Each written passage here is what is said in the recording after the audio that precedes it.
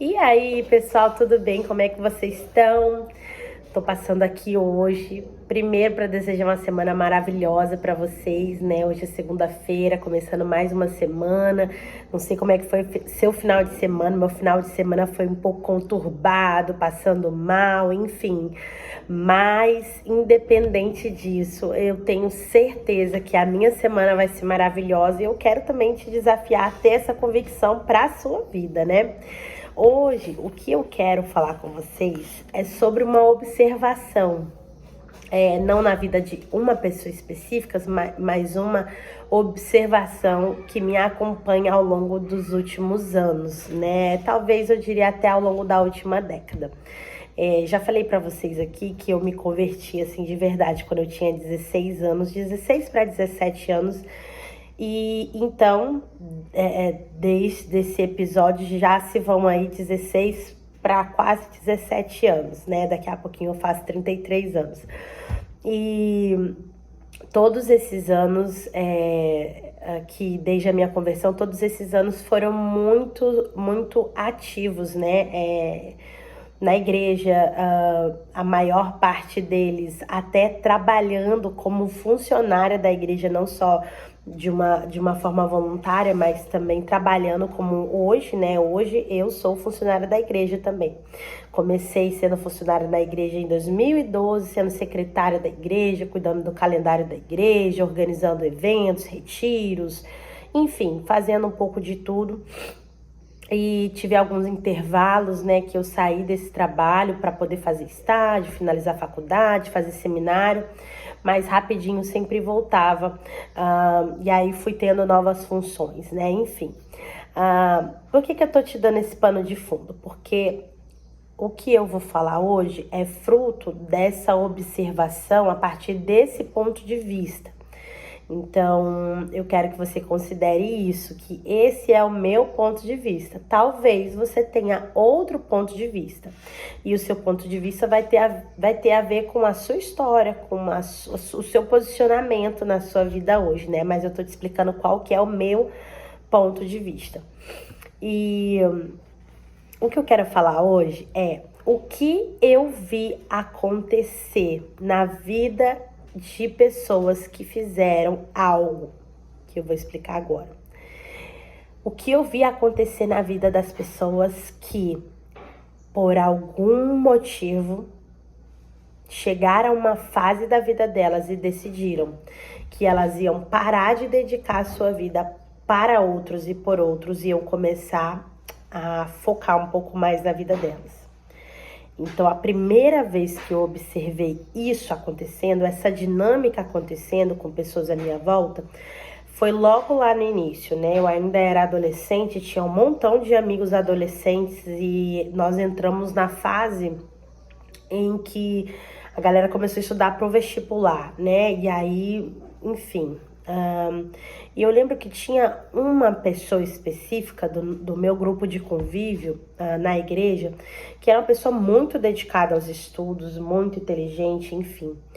E o que eu percebia é que essa pessoa era muito dedicada às coisas de Deus e chegou determinado momento, que nesse caso foi, né, o vestibular, o momento de entrar na faculdade, essa pessoa transformou todo o foco dela para isso e todo mundo achou super normal. Eu não lembro que ninguém ficou crítico sobre isso, pelo menos não até o momento, mas o que eu observei foi após esse período, ou seja, após a conquista da faculdade, né? Essa pessoa passou em vários lugares, enfim, para fazer faculdades boas, e aí ela adentrou nesse novo universo, né, de universitário. Então, o que eu percebi acontecer foi que o foco dessa pessoa foi saindo cada vez mais das coisas de Deus e das coisas que envolviam outras pessoas e focando cada vez mais nos seus próprios sonhos, nos seus próprios objetivos. Talvez você não vai entender o que eu tô falando, porque, como eu falei lá no início, é um ponto de vista meu, tá? Então, talvez você discorde. Mas o que eu vi acontecer na vida dessa pessoa é que a vida dela, apesar de ela ter tido várias conquistas financeiras e acadêmicas, a vida dela não está cumprindo o propósito de Deus. Porque o propósito de Deus para a nossa vida, ainda que, né, nós tenhamos vocações únicas e diferentes, né? Direcionamentos únicos para nossa vida, às vezes até o nosso chamado é diferente, nosso dom ministerial, nossos dons espirituais são diferentes, mas todos nós temos um propósito de vida muito claro, né? Nós fomos criados por Deus para amá-lo de todo o nosso coração, com todas as nossas forças e para amar o nosso próximo. Nós fomos criados para glorificar Deus, prestando a Ele toda a adoração e também amando e servindo outras pessoas. Então, independente do nosso dom, esse é o nosso propósito final, né? E o que eu percebi é que a partir do momento em que não só essa pessoa, tá? Eu tô dando esse exemplo que foi o primeiro exemplo na minha caminhada cristã que eu percebi isso acontecendo. Mas ao longo desses 17 anos foram muitos casos, gente. Pessoas próximas, pessoas mais distantes, de pessoas que eu vi começando a redirecionar o seu coração para a sua própria vida, para cuidar das suas próprias coisas, e às vezes a fala era bem convincente, porque a fala da pessoa que toma esse tipo de decisão, de mudar o foco, é assim: não, agora eu preciso cuidar da minha vida, eu servi muito, eu me dediquei muito, agora tá na hora de fazer algo por mim. Preste atenção. Olha essa fala, agora é hora de fazer algo por mim. Essa fala, ela já denuncia que o coração não tá no lugar certo, porque se eu falo que agora eu vou fazer algo por mim, eu tô revelando pelo menos duas coisas. A primeira, agora eu vou entrar no comando, agora eu vou ter controle, aí sim a minha vida vai acontecer. E a segunda é uma incredulidade de não ver que Deus estava cuidando de você esse tempo todo, né? De não entender que esse tempo todo você estava cuidado, você estava suprido, você estava assim debaixo da proteção de Deus. Então, enfim, tudo isso tá permeando a minha cabeça.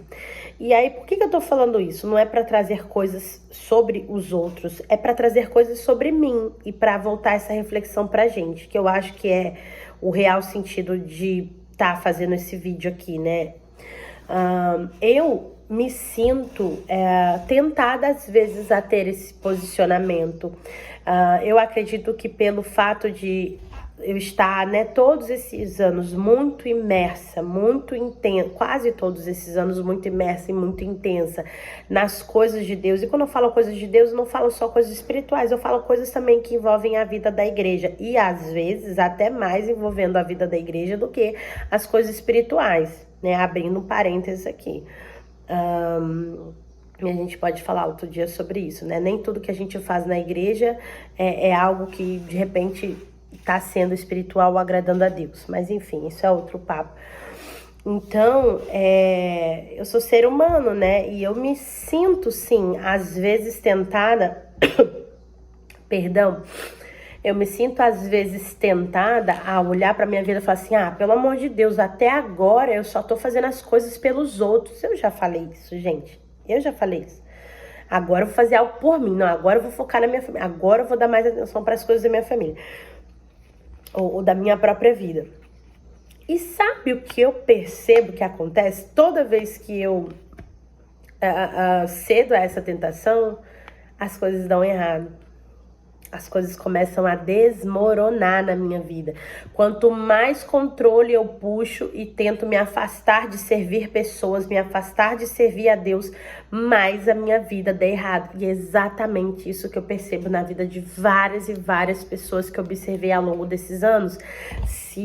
Tomando um passo para trás nas coisas de Deus, para poder cuidar de si, para poder fazer as coisas acontecerem na sua própria vida, e aí começa a acontecer o inverso. As coisas começam a desmoronar. Eu não estou profetizando que isso vai acontecer na vida das pessoas, eu estou falando que é fruto de uma observação própria e também na vida de várias pessoas ao meu redor. Então, o que eu acho interessante ficar de aprendizado para nós, né? O que eu quero ter de aprendizado.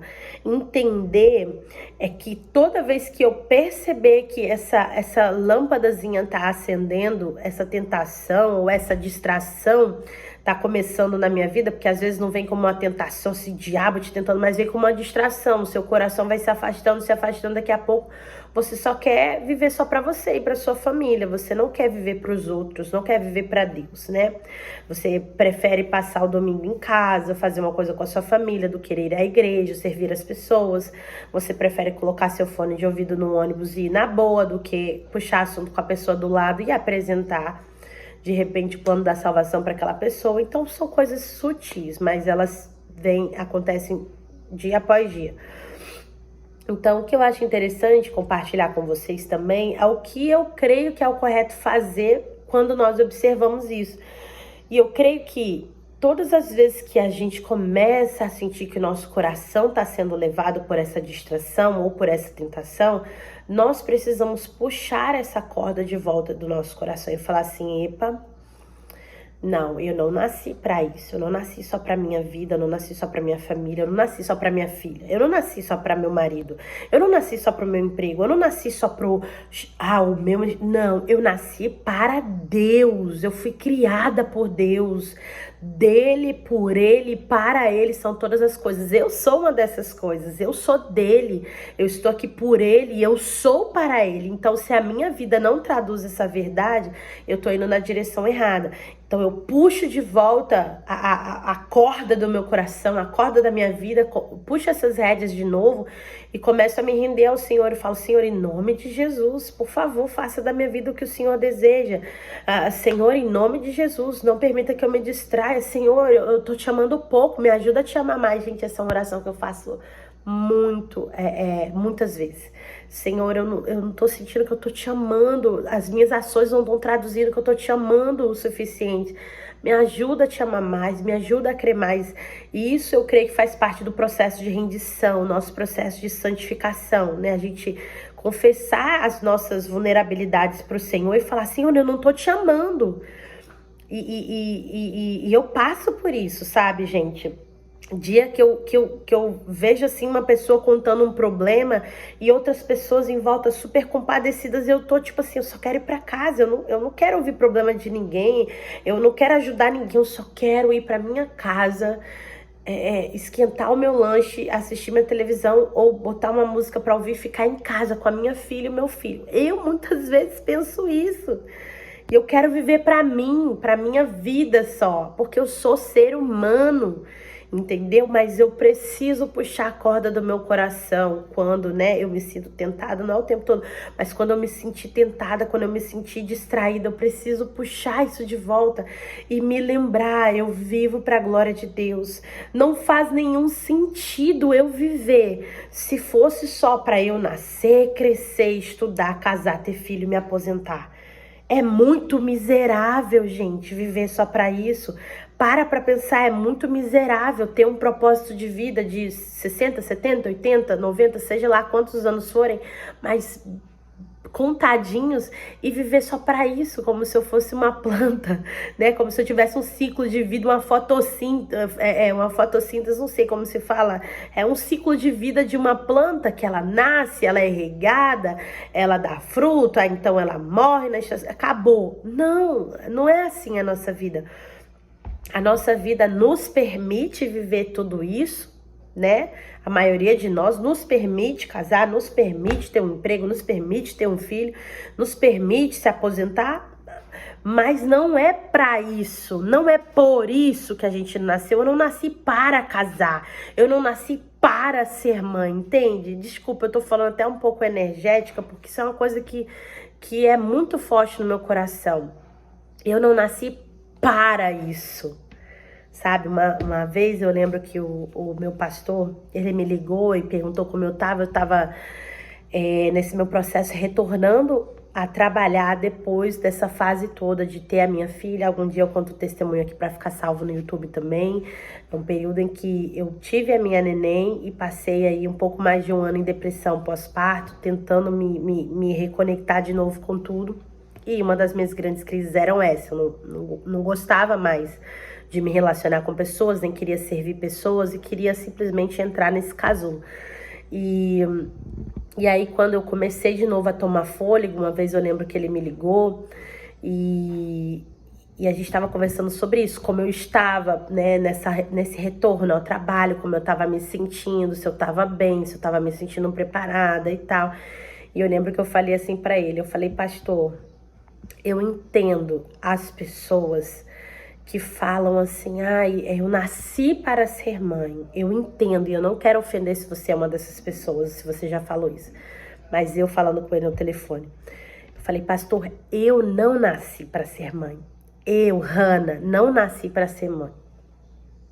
E aí, se esse vídeo termina aqui agora, você vai ter uma ideia totalmente errada do que eu quero falar. Porque quando eu digo eu não nasci para ser mãe, eu não estou dizendo que eu não amo ser mãe. Pelo contrário, eu amo ser mãe. E eu amo ser mãe da minha filha. Eu sou apaixonada por isso. Mas quando eu digo eu não nasci para ser mãe, eu tô dizendo que a destinação da minha vida não é só essa. Essa é uma das coisas maravilhosas que Deus me presenteou. Mas a destinação da minha vida não é essa. A destinação da sua vida não é ser empresária. Não é ser esposa, ou ser isso, ou ser aquilo outro. Você nasceu para a glória de Deus. E ser mãe é uma das coisas que Deus me permitiu viver, onde eu posso glorificar Deus. Mas simplesmente ser mãe não traduz o porquê da minha vida. Eu nasci para Deus. Eu nasci para Deus. Eu não nasci para o meu marido Samuel, apesar de eu amar ele do fundo do meu coração, apaixonada por ele, mas eu não nasci para ele. Eu não nasci para Ana Lu, eu não nasci para os meus amigos, eu não nasci para a igreja que eu faço parte, eu não nasci para o meu pastor, eu não nasci para as minhas irmãs. Eu nasci para Deus. Eu vim de Deus, eu sou dele, eu sou para ele e tudo por ele. E a gente precisa entender que esse é o nosso propósito de vida. Toda vez que a gente quiser entrar nos nossos casulos, e a gente tem dessas coisas, pelo menos eu acho que a maioria das pessoas, se lembrar, né? Eu não vivo só para mim, eu não vivo só para as minhas coisas, eu vivo por algo muito maior.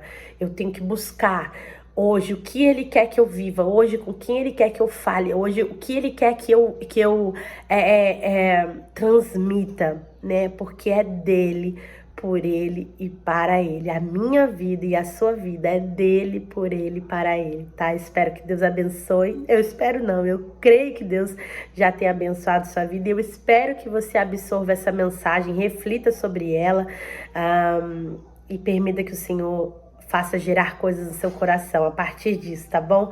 Deus abençoe e tenha uma semana maravilhosa. Tchau, tchau, gente.